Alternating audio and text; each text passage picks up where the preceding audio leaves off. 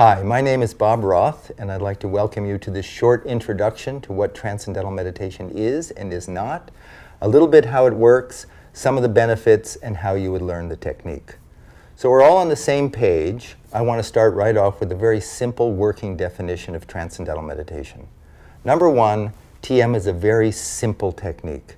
It's simple not because it's simplistic or a beginner's meditation, but because there's an elegant simplicity to the practice. Very profound, elegant simplicity to the practice. Number two, it's natural. There's no manipulation, there's no suggestion. Every human being can practice Transcendental Meditation as well as every other human being. Very simple to learn and very enjoyable to practice. Number three, it's effortless. Effortless in contrast to many other meditation techniques which involve concentration or control of the mind, trying to clear the mind of thoughts. This is completely effortless, as we'll see in a few moments. It's practiced 20 minutes twice a day, sitting comfortably in a chair with your eyes closed. It can be done, on a train. It can be done on an airplane. It can be done in a car if someone else is driving. But it can be just done, it's just done sitting comfortably. It's a silent technique with your eyes closed. And this is what it's not. It's not a philosophy. I have no philosophy for you. When you learn Transcendental Meditation, no one's going to give you a TM philosophy of life. There's no philosophy whatsoever. It doesn't involve any change in lifestyle. You don't change your diet or anything. And the third thing is there's nothing to believe in. I want to emphasize that because sometimes people think, oh, when I learn to meditate, I have to believe in it for it to work. You can be 100% skeptical and the technique works just as well, the benefits are just as profound, as if you went into this thing thinking, oh, I believe in meditation, it's going to work. So there's no belief whatsoever. So to understand what Transcendental Meditation is, and to understand how it compares to other forms of meditation or self-development, I like to use the metaphor or the analogy of an ocean. You're on a small boat, you're in the middle of the ocean, out in the middle of the ocean, and all of a sudden you get these huge swells, these huge 40, 60-foot high waves, and you could think, oh my God, the whole ocean is in upheaval. Well, not really, because if you do a cross-section of the ocean, you see these little 40-foot high waves, and the ocean is like, in reality, a mile deep. And the ocean is active on the surface, but at the depth of the ocean, it is naturally silent. And it doesn't matter if those waves are 200-foot high waves. At the depth of the ocean, untouched, it is naturally silent. That's the nature of the ocean. Active on the surface, silent at its depth. And the analogy is our mind. The surface of our mind is the active thinking mind. All the things that we're thinking about all during the day. It's like the waves on the surface of the ocean. And I like to call it the gotta mind. I gotta do this, and I gotta do that, and I gotta call him, and I gotta call her, and I gotta make a list, and I gotta find the list, and I gotta make a new list, and I gotta get going, and I gotta slow down, and I gotta get to sleep, and I gotta wake up. I'm sure everybody's had a gotta mind at some point. And there's a natural inclination, a natural desire to have some inner calm, some inner clarity, some inner focus, some inner inspiration, some inner peace, some inner happiness. Natural. And the operative word there is inner. And the question is, where is that inner, and how do we get it? How do we get there? Deep within every human being, the mind of every human being, deep within all of us, is a level of the mind that is already calm, already settled, already wide awake. The ancient meditation texts use very big words. They say it's a source of our unbounded creativity, unbounded intelligence, happiness, focus, clarity. It's there. It was there. If it's there, it was there yesterday. It's there right now. It'll be there tomorrow. We've just lost access to it. We're stuck up here. We're stuck up on the surface gotta level. And Transcendental Meditation is a simple, natural, effortless technique that allows the active thinking mind to just, all of it, to just settle down and experience quieter levels of thought and quieter levels of thought, and then experience what has been called the source of thought, or the unified field of consciousness, or transcendent level of the mind, pure consciousness, within every human being. Now here's a question. How do we know during transcendental meditation that that's actually happening? How do we know something substantive is taking place, that we're not just imagining this? And we know from science. And why do we know from science? Because we know from science mind and body are not just interconnected. In many regards, mind and body are basically one. And if it's true that during transcendental meditation, your mind is just effortlessly, comfortably settling down, experience quieter and quieter levels of the mind, and then experiencing that source of thought, it must show up in a very profound and dramatic way during the meditation, and it must show up in the body. And I'm not going to go into all the details here. This is just a quick survey, but you can go to tm.org. You can, on this site, you can go to all the research that's been done. But basically what the research shows is that during transcendental meditation, your body gains a state of rest and relaxation in many regards deeper than the deepest part of deep sleep. And what that deep rest does, it allows the buildup of stress, fatigue, tension, anxiety to be dissolved, to be eliminated. When we get a state of deep rest, as I said, that allows the body to repair itself, there's a hormone, probably some of you have heard of, called cortisol. Cortisol is secreted by the adrenal glands, which sit on the kidneys, when we're anxious. So when we're anxious, the body secretes cortisol, and then when we secrete cortisol, we feel more anxious. It becomes this vicious cycle. Then we feel more anxious, more cortisol, more anxious, more cortisol. We get a good night's sleep, cortisol levels drop a bit. That's why we wake up feeling fresher in the morning. Research shows that 20 minutes of transcendental meditation, cortisol levels drop 30%. It's a significant reduction in this production of this anxiety hormone. Serotonin levels, a neurotransmitter, which is so-called the happiness neurotransmitter. There's an increase in serotonin. There's an increase in another hormone called prolactin, which is present when there's a feeling of well-being. Other research shows the results of this, the benefits of this, is a significant reduction in high blood pressure, in cholesterol, reduction in risk of heart attack, stroke, atherosclerosis, a reduction in all sorts of range of disorders like bipolar disorder, trait anxiety. In the last 40 years, there have been over 340 scientific studies published in independent peer-reviewed journals, including the American Medical Association's journal, Archives of Internal Medicine, the American Heart Association's journal, Stroke and Hypertension. Wide range of some of the most respected journals in the world have published research on transcendental meditation. The National Institutes of Health have provided $26 million to study the effects of transcendental meditation on stress and heart health. The Department of Defense just provided a $2.4 million grant to study the effects of transcendental meditation on post-traumatic stress on soldiers who are coming back from combat in Iraq and Afghanistan, who have come back from those war-torn areas. I think one of the really interesting areas of research is the effects of transcendental meditation on the brain. This is interesting because every experience we have impacts the brain in some way. And so research on transcendental meditation shows very clearly the effect that it has on different parts of the brain, including the amygdala, which is at the center of the brain, and that's your fear center, the frontal lobes, which is the executive functioning, and on both hemispheres of the brain, which is the so-called analytical and intuitive aspects of the brain.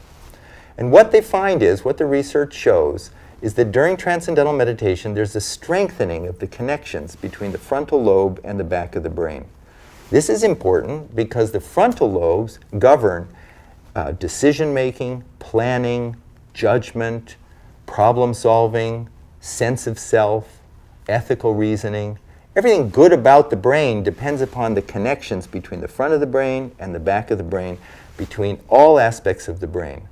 And stress rips apart, you could say, as if takes the frontal lobes offline. That's why, does a stressed person have good judgment? Does a stressed person solve problems, plan well? No, because the frontal lobe goes offline. During transcendental meditation, those connections are strengthened.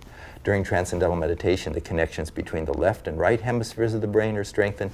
All parts of the brain connect together during TM, and because of something called neuroplasticity, those connections that we have in meditation last in daily life. And that's why people report that they think more clearly, that they make better decisions, they solve problems better. Why students find that their grades go up and their test scores go up. It's not magic, it's now the brain is optimized. The whole brain is functioning in a coherent, integrated way. In fact, there's a spreading of coherent alpha brain waves from the back of the brain to the front of the brain. And alpha brain waves are indicative of a state of restful alertness. And that's what transcendental meditation produces, a state of restful alertness. Now the big question is, how do you get there? How do you go from the active thinking, gotta level of the mind to these quieter and quieter and quieter levels to that source of thought? And how do you get there effortlessly? I'm just going to touch on it now, the fundamental principles, and answer some questions about how we get from that excited, active thinking level of the mind to that quieter level, to that level of our mind which is there right now. I want to emphasize that. In theory, it's there right now. We don't have to muscle it. We don't have to believe in it. We don't have to clear our mind of thoughts. That's trying to stop the waves on the surface. We're accessing a level of our mind that's already calm. It's a wonderful experience. It's a blissful experience. It's a satisfying experience. And how do we get there? The key thing I just said is it's a satisfying experience. I'm going to give you 3 examples of daily life of why that's important, and then tie it in with transcendental meditation. You're sitting in a room and you're listening to some music, and it's dreadful music. Let's face it, it's really bad music. And in the other room, some really, really elegant, exquisite music comes on that you just love. Where's your attention go? You turn that off. I want to listen to that, right? You don't have to think it through. Your attention is drawn to that just beautiful music, wonderful music. Or you're at a dinner party and you're stuck in a corner somewhere and you're in a really boring conversation, and just a few feet away you can overhear a really interesting conversation. Where's your attention go? You're trying to pay attention, but you keep being drawn to that more fascinating conversation. Or, third example, you go on a vacation and you have 2 books. And the first book is boring, you can't read it. The second book is great, you're absorbed in it. Hours fly by. Those 3 examples are examples of what we call the natural tendency of the human mind to be drawn towards some field, something more satisfying.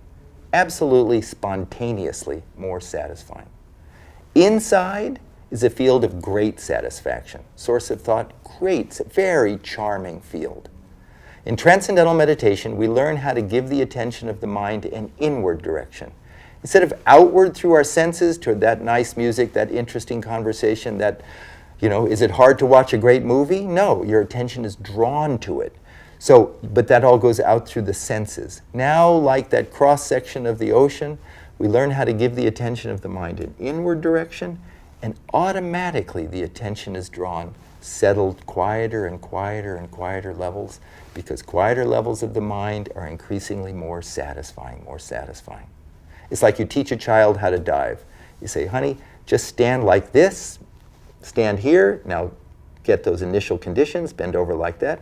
The rest is automatic. Gravity, nature takes over. In the same way with transcendental meditation, we learn how to give the attention of the mind an inward direction, and automatically the attention is drawn inward. And as the mind settles down, we notice our body gaining a profound state of rest and relaxation. That rest and relaxation releases stress, dissolves stress, rejuvenates the body, and then we're ready to go for the next 6, 8, 10 hours of our day or evening. So for the attention of the mind to settle down effortlessly in transcendental meditation, we use a mantra. A mantra is a word or a sound that's used silently. That's number one, that has no meaning. If it had a meaning, then we're stuck on the surface. What does that mean? What does that mean? The intellect kicks in. It's also a word or a sound, used silently, that is positive. It's known to be positive, life-supporting. It's a good sound for the mind to settle down. It's a sound, a mantra has been used for thousands and thousands of years for just this purpose. Transcendental meditation is always taught one-to-one by a trained, certified teacher of TM. I need to emphasize that. This isn't Transcendental meditation is not a mass meditation. It's not something you learn out of a book, not something you get from a tape. The technique is taught over 4 consecutive days of about an hour to an hour and a half a day over 4 consecutive days. And the first day, always one-to-one with a trained teacher of Transcendental meditation, certified teacher. And at that time, what you learn from your teacher is you're given a sound, the proper mantra, proper vehicle for you to settle down, and you're taught how to use it properly. Both things are absolutely essential. This meditation dates back thousands and thousands and thousands and thousands of years. It predates all the isms. It's not a religion. It's not a philosophy. It's a universal human being practice. And from that tradition of Transcendental meditation, called the Vedic tradition of teachers, it has been passed on from teacher to student, teacher to student, teacher to student, always in an oral tradition over thousands of years. And the most recent great meditation teacher was Maharishi Mahesh Yogi. And Maharishi proceeded to teach and oversee the teaching of thousands and thousands of teachers of Transcendental meditation who know how to select the proper mantra, the proper sound for an individual, and how to teach them to use it properly. Without both, you basically are stuck. With both, then we know how to effortlessly settle down and experience quieter levels of thought, completely rejuvenate mind and body for a much healthier, more satisfying life. How does this differ from other forms of meditation? And for this, we look back to scientific research. Because as I said, research shows that every experience changes the brain. And basically, we know from science that there are 3 different major types of meditation. The first type of meditation is called focused attention. And focused attention is something like Zazen meditation or Vipassana meditation, any meditation that involves some concentration or control of the mind, trying to clear your mind of thought, trying to concentrate on your breath. It's like trying to stop the waves from moving. It's trying to stop the wave on the surface. So it's a focus, it's a concentration. The second type of meditation is called open monitoring. And that's a mindfulness form of meditation. And that's really how to emotionally disengage and just observe and be present and mindful of your environment or mindful of your thoughts. And that would just be like observing the rise and fall of the waves on the surface of your mind. Transcendental meditation does not involve any concentration, and it's not just an observational tool. It's an actual technique called automatic self-transcending, which allows the active thinking mind to experience quieter and quieter levels of thought, and then transcend thought and experience the self, experience our own unbounded nature. Many people ask if you have to sit in a particular posture when you practice Transcendental meditation. Do you have to sit up straight with your back erect, with no back support? Do you have to sit with your legs crossed? The beautiful thing about Transcendental meditation is we just sit comfortably. In a chair, we can sit up in bed, sit however we want, sitting up comfortably with the eyes closed. No particular posture is needed. And it looks just like this from the outside. So when you practice TM, you just sit comfortably. I'm a very skeptical person by nature, and when I heard about Transcendental meditation, when I attended an introductory lecture 45 years ago, at the end of the talk, I asked the teacher, how much of this do I have to believe in for it to work? Because I don't want to have to believe in anything. And the teacher told me that I could be 100% skeptical and the technique would work just fine. Now, she didn't have a cell phone, but she did have a pen, and she said, you don't have to believe in gravity. As a matter of fact, you can think Newton's laws of gravity is a complete joke. But if you drop, in this case, a cell phone, the phone falls. In the same way, we don't have to believe in anything to practice transcendental meditation and to gain the benefits. And that's because we are hardwired for the experience. It is a mechanism, it's who we are. Transcendental meditation is just a simple, natural, effortless technique to give access to that calm, silent level of the mind that is always there, but is overshadowed because of the constant noise, crazy of the day. So there's no change in lifestyle, there's nothing to believe in, there's no philosophy. It's just a simple, natural, effortless technique that once learned, you carry with you for the rest of your life.